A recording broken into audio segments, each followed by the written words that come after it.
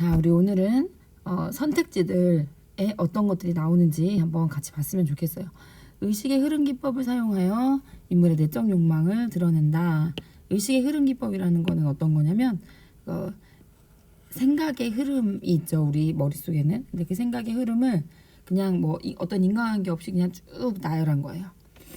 이상의 날개 같은 작품에서 이런 방법이 쓰였어요. 그래서 의식의 흐름 기법을 사용하여 인물의 내적 마음속에 가지고 있는 욕망을 드러내고 있다. 자, 그 다음 성격과 행위의 괴리. 그러니까 이 사람의 성격과 행동 간에 뭔가 약간 거리감, 차이를 보여주어서 인물이 처한 심리적 상황을 부각하고 있다. 한 인물이 사건을 자기 나름으로 해석하여 사건이 지닌 다양한 의미를 잘 드러낸다. 인물이 처한 상황과 심리를 어떤 상징적인 소재의 사물을 통해 그림으로써 전달 효과를 높이고 있다.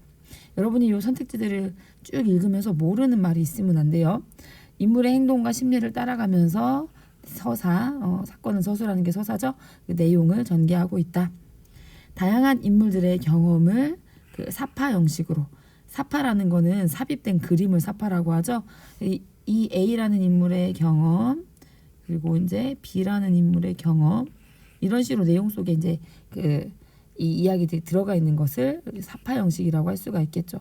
뭐 예를 들자면 누구가 모여가지고 이제 사람들이 모여서 이제 대화를 나눠요. 그래서 이제 A라는 애가 자기의 경험을 얘기하고 B라는 애가 자기의 경험을 얘기하고, 자, 뭐 그렇게 구성된 소설을 상상해 볼 수가 있겠네요. 자, 그다음 비유적 표현으로 인물의 생각과 인상을 구체적으로 제시하고 있다. 소설 속의 어떤 부분에 이제 비유적 표현이 쓰였는지 확인을 해봐야겠죠. 직접 화법과 간접 화법을 활용하여 등장인물 간의 심리적 거리를 조절하고 있다. 직접 말하는 것과 뭐 간접적으로 말하는 것과 뭐 이런 것을 가지고 인물 간의 거리가 조절되고 있는지 이런 거 확인을 해봐야겠네요. 현재형 어미, 자, 요거는 이제 현재형 어미가 뭐예요? 씻는다, 씻었다, 이게 아니라 씻는다, 먹었다가 아니라 먹는다, 비가 내렸다가 내린다, 뭐 이런 식으로 현재형 어미를 사용하고 있는지, 자, 그거를 좀 확인해 봐야겠고요. 인물의 성격이 분명히 드러난다. 중심 인물들이 상대를 공박하며 주제를 전개하고 있다. 그러니까 뭐 약간 반박하면서 이제 주장을 전개한다는 거겠죠. 인물 간의 대립을 통해 갈등이 고조된다. 인물 사이의 갈등을 중심으로 사건이 전개된다. 인물의 성격이 변화하는 양상을 제시하면서 이야기의 긴장감을 고조시키고 있다. 입체적인 인물이겠네요. 성격이 변화하는 거면, 그렇죠? 자, 그 다음 자연물을 통해 인물들의 정서를 드러내고 있다. 어떤 뭐 자연물과 관련지어서 인물의 심정을 뭐 나타내는 이런 식으로 내용 전개될 수 있겠네요. 자, 인물들 사이의 대립 구도를 통해 주제를 드러내고 있다. 인물들 사이의 갈등을 드러내면서 말하고자 하는 바가 무엇인지 드러내고 있다.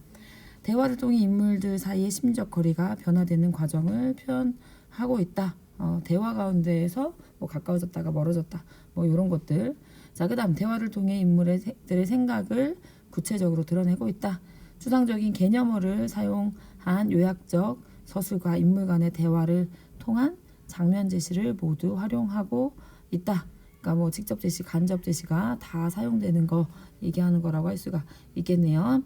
자, 그래서 이렇게 대화를 통해 했을 때는 그 지문상에 진짜 대화가 나오고 있는지를 보시는 것이 필요합니다. 여기 있는 선지 안에 여러분이 이게 무슨 말인지 아는 게 있으시면 안 되고, 대충 뭐 이런 거 나오려나 보다 예측이 가능하셔야 이 선지를 제대로 아는 거라고 할 수가 있습니다. 자, 그 다음 공간적 배경의 속성이 사건의 의미와 밀접하게 연결되어 있다. 그렇죠. 뭐 배경이 어떤 사건의 실마리라든지 어떤 뭐 이런 배경이 중요한 역할을 하고 있는지 확인을 해봐야겠고요. 감각적인 수사를 사용하여 공간적 배경을, 그러니까 뭐 이미지들 사용한다는 거죠. 후각적, 촉각적 뭐 이런 이미지들 사용해서 공간적 배경을 형성하고 있는지, 또 시간적 배경을 통해 상황의 암울함을 부각시키고 있다. 시대적 배경을 섬세하게 묘사하여 사회 현실의 문제를 실감나게 드러내고 있다. 배경 묘사가 사건의 전개 방향을 이제 뭐 비가 내려, 그러니까 앞으로 이어질 일이 뭔가 안 좋을 거야, 뭐 이런 식으로 할 수가 있겠죠. 공간의 이동을 통해 인물 간의 심화된 갈등을 보여주고 있다. 서사 전개 과정에서 공간의 이동이 거의 없다. 자, 소재, 지역적인 특성을 가진 소재를 활용해서 도속적인 분위기를 담고 있다. 명멸하는 불빛, 뭐 이렇게 사라지는 그 불빛을 통해 인물의 심리 상태를 암시하고 있다. 간결한 물체를 사용하여 딱딱 끊어지는 짧은 문장 사용해서 긴장감 높이고 있다. 간결한 문체 사용해서 속도감 있게 전개하고 있다. 간결한 문체와 사실적인 묘사로 인물이 처한 긴박한 상황을 실감나게 생생하게 보여주고 있다. 자, 묘사. 서술자가 인물을 객관적으로 묘사하여 독자가 직접 바라보고 있는 것 같은 느낌이 들게 한다. 인물의 이 겉모습, 외양 묘사를 통해 성격을 드러낸다. 초점이 되는 인물을 형상화하는 방법으로 묘사를 도입하고 있다. 외양과 행동을, 겉모습과 행동을 묘사하여 인물의 성격을 드러내고 있다. 그쵸? 얘가 되게 좀 우스꽝스러운 인물이에요. 그러면 옷차림도 좀 우스꽝스럽게, 행동도 좀 우스꽝스럽게 하는 것을 묘사해서 인물의 성격을 좀 드러낼 수가 있겠죠. 중심 제재를 더 자세하게 묘사하여 독자에게 선명한 인상을 준다. 감각적 묘사를 통해 공간 배경을 세밀하게 그린다. 자, 그다음 자, 또 선지들 한번 봅시다. 사건에 대한 정보 전달자를 장면별로 다르게, 그러니까 서술자를 좀 이렇게 장면별로 시선이 달라지게 하는 그런 건 것 같죠. 특정 인물의 시각에서 서술하여 그 내면에 공감하도록 그 등장하는 여러 인물들 중에 한 인물의 시각을 특별히 많이 서술해 주는 거. 그렇게 되다 보면 그 내면에 공감이 또 되겠죠. 자, 그 다음 서술의 초점을 한 인물에 맞추어 사건을 전개한다. 그러니까 비슷한 얘기도 약간 이렇게 다르게 선지를 구성할 수 있겠죠. 사건을 체험한 사람이 직접 서술하는 방식을 취해서 작품 내용을 보다 믿음직스럽게 신빙성 있게 하였다. 그러니까 뭐 이거 1인칭 주인공 시점이라 할 수 있겠네요. 친밀한 말투를 주는 말투를 써서 독자와의 거리를 좁혀준다. 지금 막 말해주는 것 같은 말투를 사용하는 것을 얘기한다 할 수가 있겠죠. 사건과 사건의 관찰과 서술 사이에 시간적 간격을 두었다. 그래서 약간 이제 과거를 얘기하는 것 같은 뭐 그런 걸 얘기한다고 할 수 있겠죠. 사건이 전개됨에 따라 대상의 특성이 드러나는 서술 방식. 사건이 얘기가 되면서 대상이 어떤 특성을 지니고 있는지 뭐 그렇게 서술할 수도 있겠고요. 서술자가 관찰한 사실과 판단한 내용이 함께 서술되고 있다. 사건을 객관적으로 제시하여 평가를 독자에게 맡기고 있다. 관찰자 시점이겠네요. 서술하는 시간과 서술되는 시간이 일치하지 않는 서술 방식. 그러니까 지금 내 눈앞에서 일어나는 게 아니라 사건을 서술하는 시점은 그 이유라든지 이제 뭐 그렇게 되는 거죠. 지금 내가 과거의 일을 얘기한다든지 뭐 그런 게 지금 요 말의 의미라고 할 수가 있겠죠. 서술자가 인물과 사건을 권위적으로 논평하여 주제를 선명하게 드러내고 있다. 서술자가 인물에 대해서 얘는 잘했네 못했네 판단할 수 있다는 거죠. 사건에 대해서도 판단할 수 있다는 거죠. 뭐 그렇게도 나올 수 있고요. 장황한 해설을 통해 해설을 쭉 드러내는 것을 통해서 작가가 진짜 말하고자 하는 바가 무엇인지 표출할 수도 있겠습니다. 단정적이고 객관적인 진술로 사건의 사실성 부여할 수 있겠고요. 독백적인 어조로 현실과 단절된 의식 상태를 표현할 수도 있겠죠. 풍자적 어조를 통해 이야기의 비극성을 약화시키고 있다. 작중 인물의 회상을 통해 과거와 현재를 연결하고 있다. 회상을 통해 과거의 두 체험을 관련지어 작품의 주제를 효과적으로 표현했다. 회상 형식을 통해 회상 장면이 나와야겠죠. 과거 현재를 연결시키고 있다. 회고조의 회고하는 투의 목소리가 두드러져 과거에 대한 그리워하는 마음을 잘 드러낸다. 호흡을 느리게 하여 과거의 경험을 음미하는 것 같은 느낌을 준다. 회상의 기법을 사용하여 현재와 과거의 화해를, 현재와 과거 사이에 뭔가 좀 단절이 있고 그 사이에 갈등이 있고 그것의 화해를 추구한다. 지향이 추구한다는 거죠. 시간의 흐름을 비약시킨다는 거는 뭐냐면 시간의 흐름이 이렇게 쭉 가야 돼 중간으로 잘라버려. 비약이라는 거는 원래 모든 것은 이렇게 단계가 있고 순서가 있는데 단계를 쭉 잘라버려. 그래서 이 단계가 없이 그냥 갑자기 성장한 걸 비약적 성장이라고 하겠죠. 자, 회상을 통해 서정적 분위기, 정서가 두드러지는 분위기를 자아낸다. 시간의 흐름에 따라 긴장감이 고조되고 있다. 시간적 순서에 따라 사건을 배열하여 사건의 인과성, 원인과 결과를 분명하게 밝혀준다. 시간의 흐름에 따라 갈등이 더 고조된다.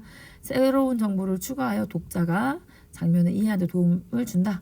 여기에 대응하는 부분이 있겠죠. 사건을 병렬적으로 구성하여 이야기의 입체감을 높였다.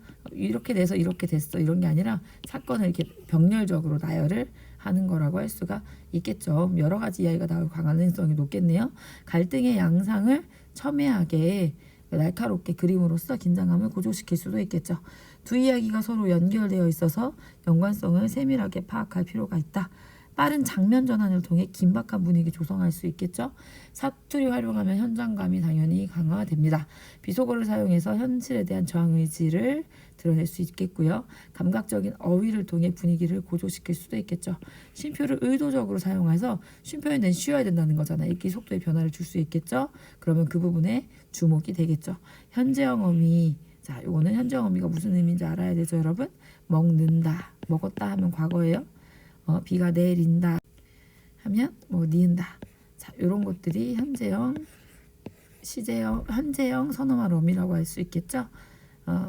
그래서 요렇게 내렸다, 먹었다 이렇게 표현하지 않고 이렇게 현재형 어미를 사용해서 이렇게 할 수도 있겠고요. 짧고 감각적인 문장이 반복된다. 자, 여기 선지들을 쭉 살펴봤는데 선지들이 무슨 말인지 여러분이 모르는 게 있으면 안 된다. 선지들의 의미 파악을 꼭 좀 해주셔라 라고 말씀드리고 싶습니다. 이렇게 해서 여러분 그 소설 강의를 좀 마치도록 할게요. 이 뒤에 보면 이제 뭐 내재적 관점, 외재적 관점, 소설 읽는 법, 뭐 여러 가지 조금 나오는 것들이 있는데 그 여러분들이 파악을 한번 그냥 읽어보시면서 파악하시면 검정고시에서는 괜찮을 것 같습니다. 그래서 지금까지 했던 내용들 여러분 잘 정리하셔서 소설에서는 개념하는 것도 중요하지만 그 무엇보다 더 많이 중요한 것은 내용 파악하는 거라는 거. 그래서 그 개념을 내용에 적용시키는 연습을 계속 해주시고 소설 내용 파악하는 연습, 인물과 인물의 관계 파악, 그리고 인물을 둘러싸서 어떤 일들이 벌어지고 서술자는 지금 어떤 시점에서 보고 있고 서술자가 인물들에 대해서 어떤 평가를 내리고 있고 자, 이런 거 파악하는 것들 중요하다라는 거 다시 한번 강조드립니다. 감사합니다.